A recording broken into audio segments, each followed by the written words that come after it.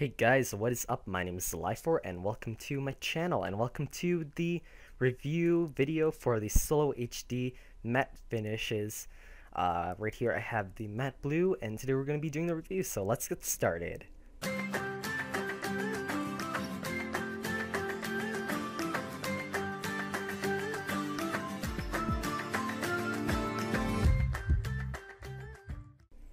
So welcome.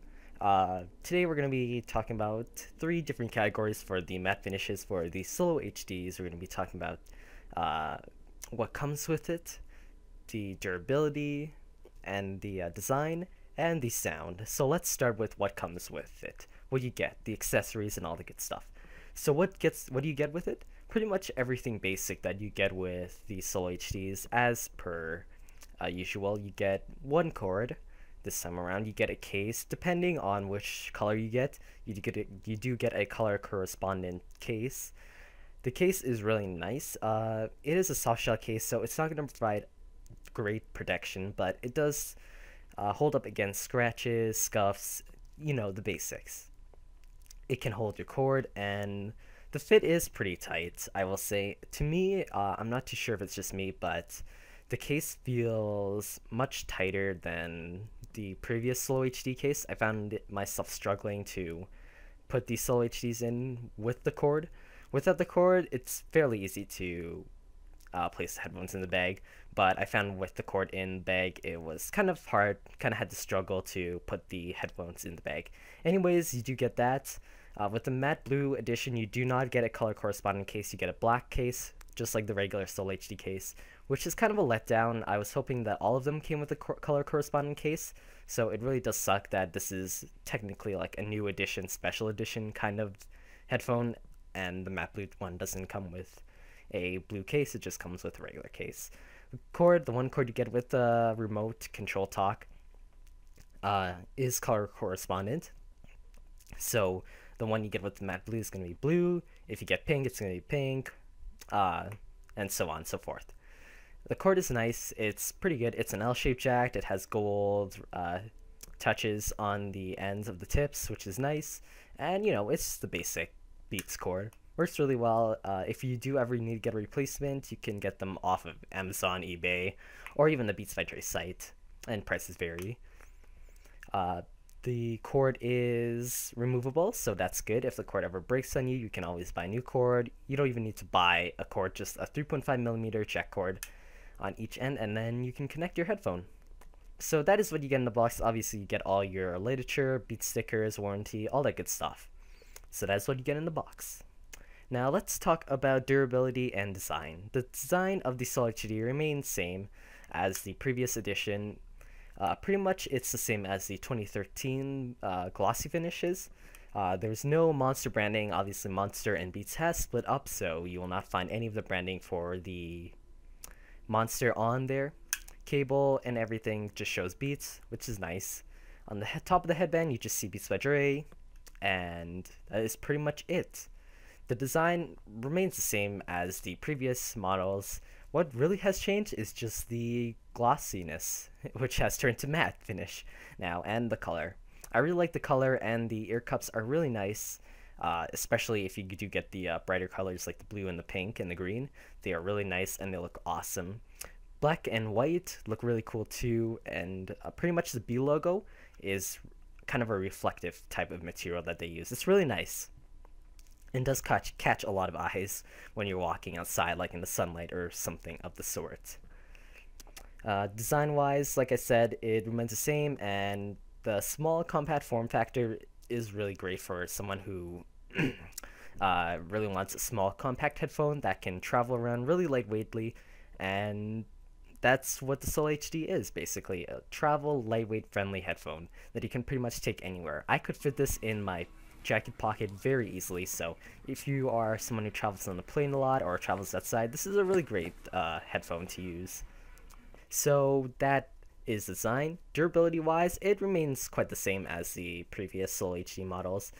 Durability is pretty good on pretty much all the models. I haven't really had any issues throughout all the Solo HDs I've had.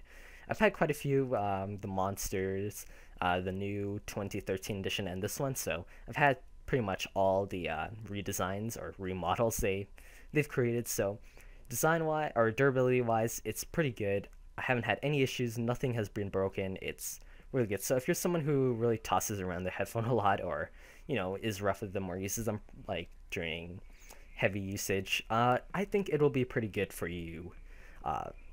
To me, I had, like I said, no issues. To other people I've talked to, my friends, they've had no issues when using them, and I think they'll stand up to a lot. If there are any issues, you do have 1 year warranty from the manufacturer, and if you do buy from like Best Buy or Future Shop, you can opt in to buy a replacement plan, so that's always a plus. So that is durability and design. Let's move on to the final category, which is sound.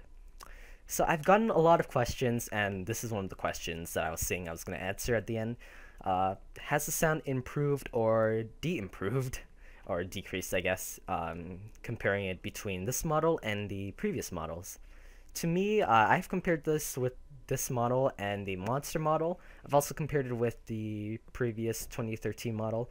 And to me, I haven't heard any type of difference. If you're a consumer listener, then I don't believe you'll hear any difference. There really hasn't been anything that's improved. But to me, the Solo HD isn't something that needed to be improved, unlike the Studios, which did have a great improvement, which was well needed. Solo HDs are really great in sound. The bass is there, bass is heavy, and that's pretty much with all the beats, which is good. Sound is clear, all the basics. If you're a consumer, my main point is you're gonna find listening to these headphones really great, and that is a great experience. Nothing is pretty bad. Like I said, the bass is deep, treble is fine, and that's pretty much it. I'm not totally like expert in sound, as you can probably tell, but it's pretty much all you will be able to expect from the Solo HD line.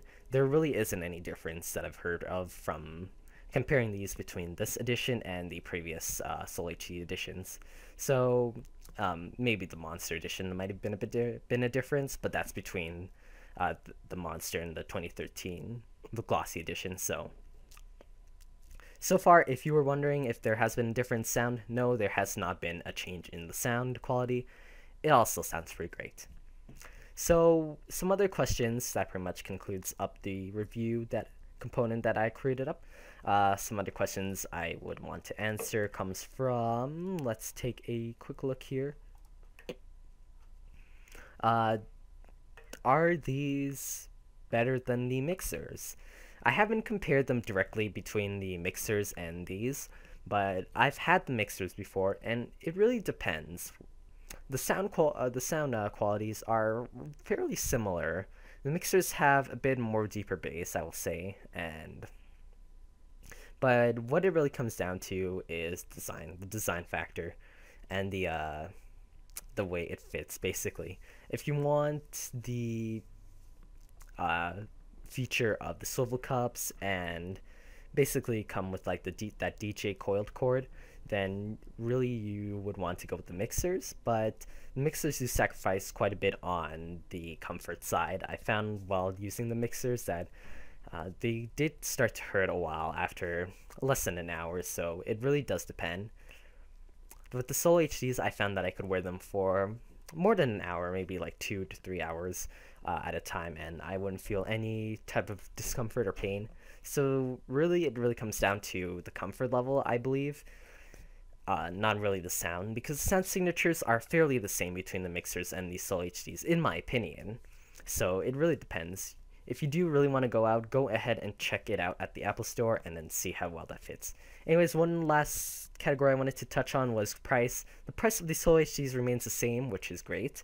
In Canada, it is $219.95, and you can buy them at your local Apple Store or Best Buy. In the US, it's a $199.99, so a $20 difference between Canada and the US. That's pretty much with all the Beats products. So that pretty much concludes the review. Like I said, you can buy these preferably at your local Apple Store. Apple Store pretty much carries every kind of new Beats product. So if you're ever looking to buy maybe the new Beats Studio wirelesses, and you've checked like Best Buy and Future Shop and all those authorized retailers, do check the Apple Store first. They usually do have all the new Beats products there on hand and online. So if you do wish to order them online, you can also do that from the Apple Store or the Beats by Jay site. Anyways, that does conclude the review. I hope you guys did enjoy this. I hope it did help you out to decide if you whether or not you would like to purchase the Solo HDs. The matte versions are really nice, and I really liked how they did go with the matte version. Like I said, if you really want the glossy version, go ahead and buy that pretty quickly because they're not going to be in stores or in stock quite longer. I think they're pretty much trying to phase out the glossy editions pretty soon. Anyways, thank you for watching, guys. Remember to comment, rate, and subscribe. It really does help me out, and I guess I will see you in the next episode. Peace soup.